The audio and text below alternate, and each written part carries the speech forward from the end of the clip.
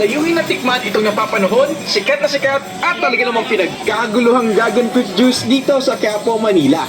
Yes, kailangan nyo nga magmadali dahil alam nyo ba na hanggang ngayong November na lang raw ang season ng prutas na ito. Kaya naman bago pa ako maubusan, katulad ni Corina Sanchez, napadayo na rin ako dito para tikman ang kakaiba, sulit at sobrang healthy na dragon fruit juice. Sarap ba? Nga guys, andito tayo ngayon sa may Quiapo, Manila at yung ano nga hanapin natin yung sikat na nagtitinda ng fruit shake dito sa may Quiapo. Kasi narinig ko na dinarayo daw talaga ang fruit shake stand na ito dahil 100% na prutas ang kanilang ginagawa, walang powder, no preservatives, lahat natural. So tara, hanapin natin at tikman natin ito.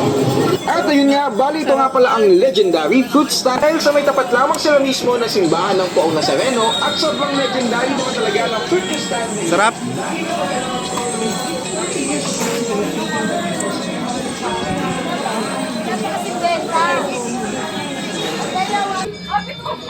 Masarap nga pala talaga. Silang sisinungaling. 50.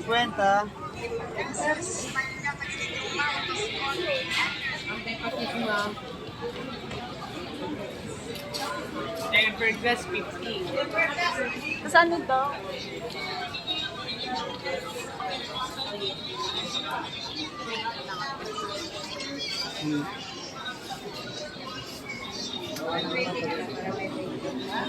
Dito, pag gusto mo magpahula, marami. Gusto mo bumili ng mga santo. Lahat, andito na.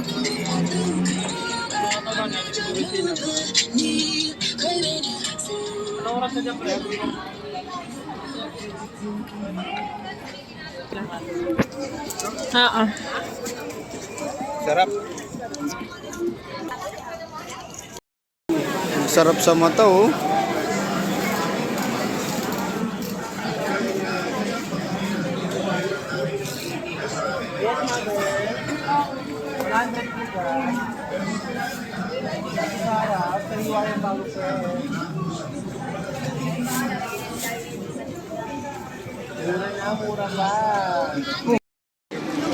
Sa'yo. Ano? Hindi, yung bilog-bilog sa akin. Saka dalawang